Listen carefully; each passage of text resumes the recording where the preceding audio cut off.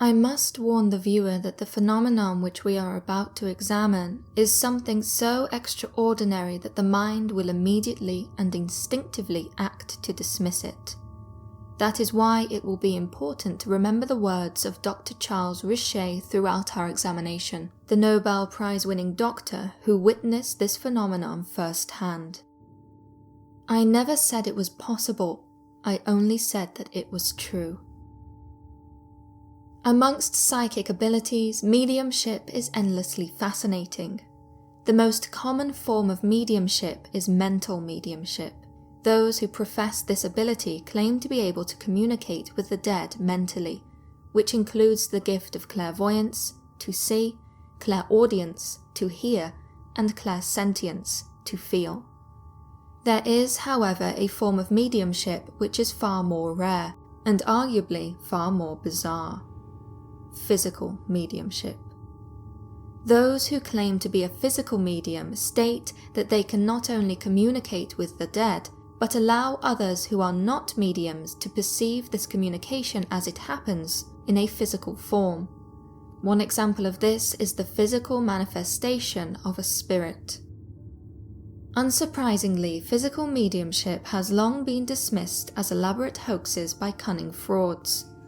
Helen Duncan was one such trickster, famous for her production of ectoplasm, a gooey substance that is produced using spiritual energy.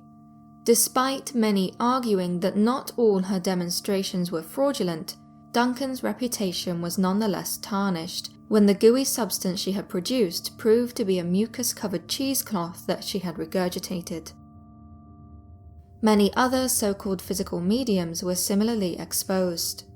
In one case, the professed medium Einar Nielsen was even found to have hid the supposed ectoplasm in his rectum.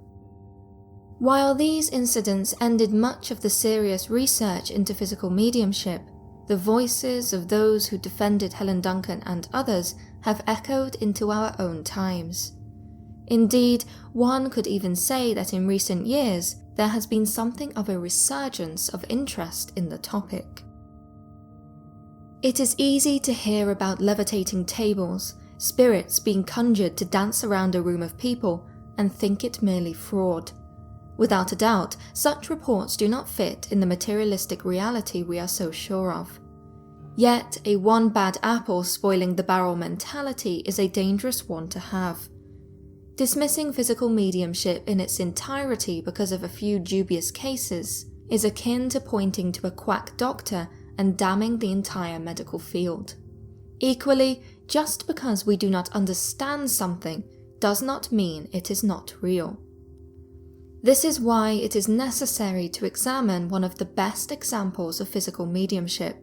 To many, this is the work of the fascinating Franek Kluski. Kluski never performed publicly as a physical medium. He gained no profit from it and gave it up after a rather short-lived and intense series of experiments, mainly between 1918 and 1925. This is one of the more curious aspects of Franek Kluski, for he was primarily a banker with a passive interest in the paranormal. In 1920, he sat on the board of one of the biggest Polish banks in Warsaw. As a secondary profession, he was a journalist. He was also known as a poet and writer, and before World War I managed one of Warsaw's most popular literary cabarets. Kluski's dabblings with physical mediumship seem to be just that, dabblings, motivated by experimentalism for the sake of experimentalism. There seems to have been no agenda or financial motivation. Even the name Franek Kluski, which was his mediumistic name, not his real one, had something playful in it. In Polish, Kluski refers to a somewhat dull type of pastor. Furthermore, he never personally wrote about his mediumistic ability, for he feared that writing about seances would tarnish his reputation as a writer. For this reason, most of what we know about Kluski comes from his very good friend, a decorated Polish colonel who sat with Kluski on numerous occasions. Many of his seances were in fact conducted with senior members of the Polish military. men who had performed legendary exploits during the First World War and afterwards. These men, as well as a series of independent researchers, academics, and eyewitnesses, all attested to Clusky's ability to manifest extraordinary phenomena. Clusky's seances seem to have the trappings of poltergeist activity at times, especially in the early days when he had trouble controlling what would happen. According to those who attended, knocking sounds would reverberate from every surface, furniture would thrash around the house, and a variety of strange noises would be heard. Not only that, participants often observed how Clusky seemed to be injured by this phenomena, with grave, unexplained illnesses rapidly afflicting him, only for him to be completely well again by morning. Whilst his seances were active and full of strange phenomena, mystifying occurrences were common in Clusky's presence, even outside of seances. One could even say that the inexplicable followed the man.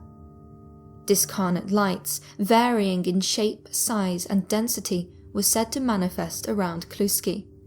A businessman who once, out of necessity, had to spend the night sharing a hotel room with Clusky, observed a light seemingly emanate from within his mouth as he slept. Clusky also had a strange relationship with magnetism. On one occasion, he was reported to have gone to an optician's shop to repair his glasses, only to have to leave in a hurry when all the needles went haywire in a cabinet over which he had leaned. This type of strange phenomena was common for Clusky throughout his life. He described how, as a child, he would on occasion have premonitions. During an out-of-body experience he had as a child, he allegedly saw an unfamiliar house with his mother next to a dark spectre called pneumonia. The following summer, Clusky saw the house and his mother fell ill with pneumonia. From the age of 20 until 46, little is known of Franek Clusky.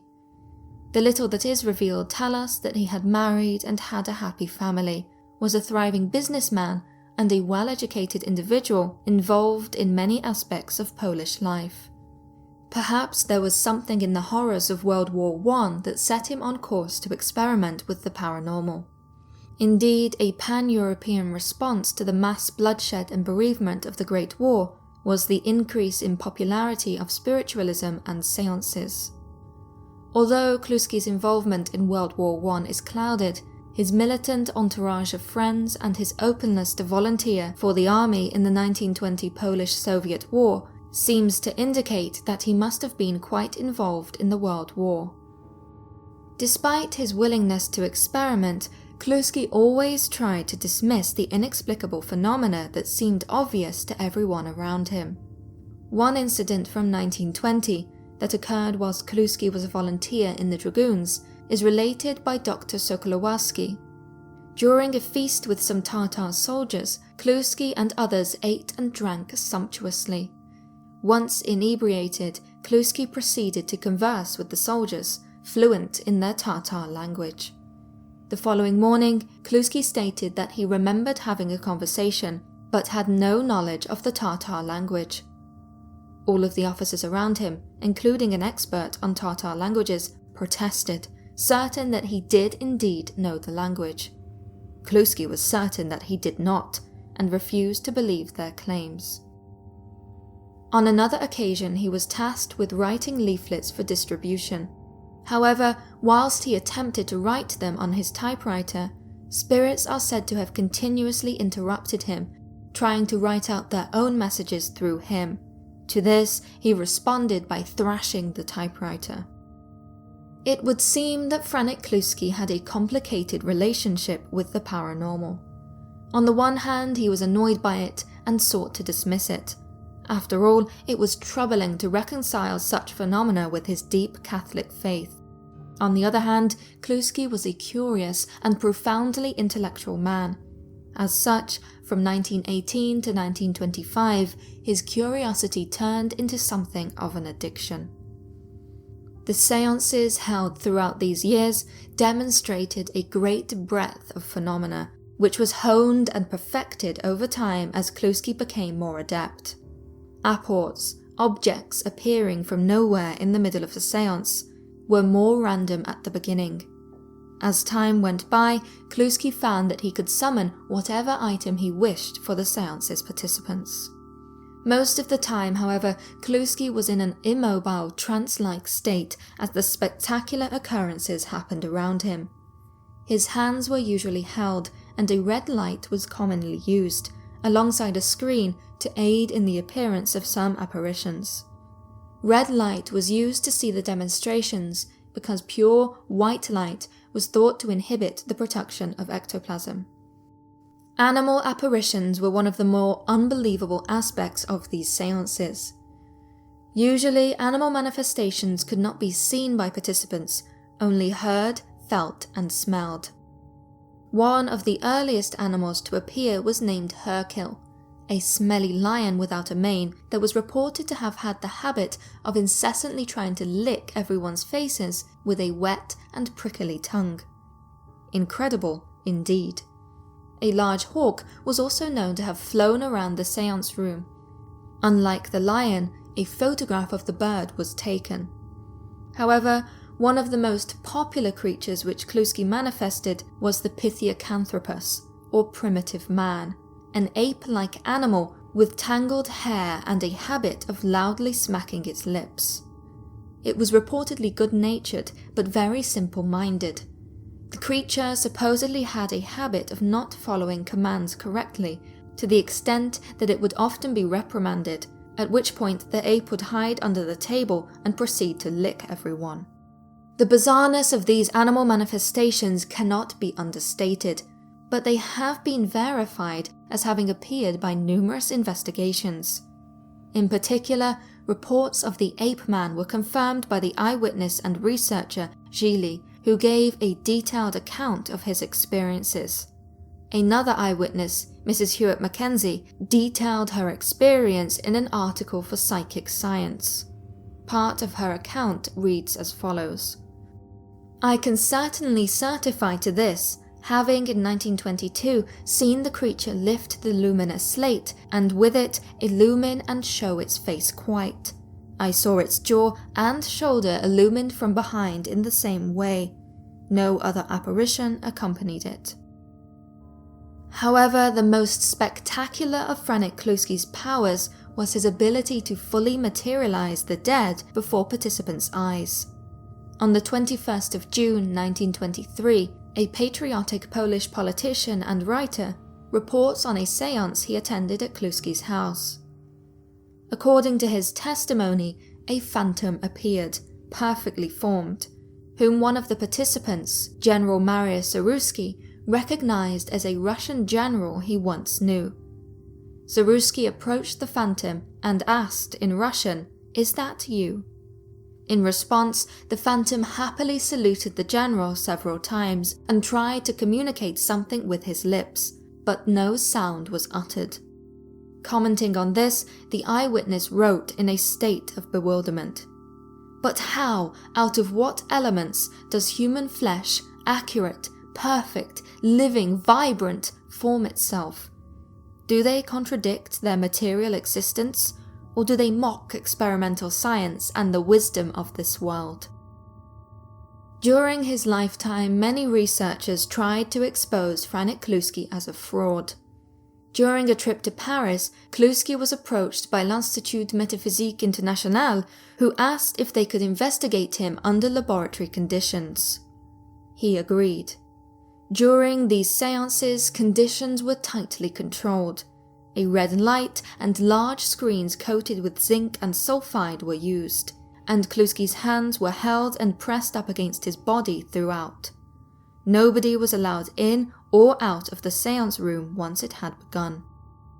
During the sittings in Paris, much of the same phenomena occurred as had during his other sittings. Even some of the same faces which had appeared during previous sittings back in Poland manifest for the French researchers. Thus, if it were all fake, it would mean that Clusky travelled everywhere with the same actors just in case he would be asked to perform an impromptu séance. And even then, these actors would have had to have been proficiently sneaky enough to break into a monitored laboratory environment unnoticed. During the course of their experiment, 11 seances were held, with only 3 producing no or insignificant results. In 1922, Dr. Charles Richet and Gili joined forces to conduct their own independent experiment with Clusky. This time, Clusky was naked and closely monitored.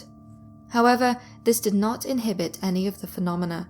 In fact, the participants observed the physical effects of these seances on Clusky more closely. By the end of the session, Clusky was mutilated, with bloody cuts all over his body. By morning, they were gone. Physical injury and illness was somewhat common during Clusky's seances. There have been many reports of him looking bruised, sick and pale during and after his sessions. Sometimes he was reported as so sickly that it was thought that he himself may pass through death's door. Yet, every time he would wake up the next morning, after his customary 3 hours of sleep, his usual lively self. The reason for his sudden illnesses and physical mutilations was never made clear. Undoubtedly, there is a great wealth of testimonial evidence to suggest that there is something in the professed paranormal aptitude of Franek Clusky. However, there is also a collection of physical evidence as well. In addition to photographs taken during seances, Clusky also produced a number of wax paraffin molds of the hands of the phantoms he had supposedly conjured. This being said, these molds have been shown to be easily replicable by people such as Harry Houdini, who showcased how it could have been done himself. It is easy to dismiss Clusky as a fraud when looking at the wax molds. Even the photographs test the limit of our willingness to be open-minded, with the images looking like little more than bed sheets and blankets. Indeed, how is one supposed to tell the difference between an actual bird and one supposedly brought into the physical realm by the powers of a psychic medium? Equally, the great wealth of testimony could be dismissed as raging madness, spiritualism and spiritualistic belief being a source of contention and scorn for many. Combined, however, Franek Clusky is an unsolvable enigma. With much of the great trove of information translated into English by a diligent researcher, the reality of Franek Clusky is baffling. Not only that, Clusky's gentlemanly nature and willingness to be observed and take part in controlled experiments sets him apart from many others. Ultimately, one is left with one of 2 conclusions. Clusky was either a magnificent conman with no financial or even ideological motivation, a rare criminal without motive, or he was the real deal, a physical medium. It is a staggering proposition, one which I can provide no answer to. Franek Clusky stopped being a physical medium after 1925, but continued practicing automatic writing seances until 1939. During these sessions, he would communicate with the dead through the means of remarkably accurate written and typed correspondence. In 1939, at the outbreak of World War II, he went to a priest to confess his sins. The priest told him that he must do penance and never practice mediumship again. Ever faithful to his Catholic belief, Clusky obeyed the priest's command. Thank you for watching. I hope you enjoyed. This video was made possible thanks to the information provided by Dr. Zofia Weaver in her book Other Realities, The Enigma of Franek Clusky. Having translated much of the original sources into English, it is thanks to her that we are able to understand the life and enigma of Franek Clusky in a way which simply wouldn't be possible otherwise. As such, I highly recommend everyone who wants to know more about Franek Clusky to read it. You can find the link to the book in the description. I would also like to extend a big thank you to our patrons for their wonderful support. You can click the link to our Patreon on screen now, or the link to another video. Remember, the more you know, the more there is to fear.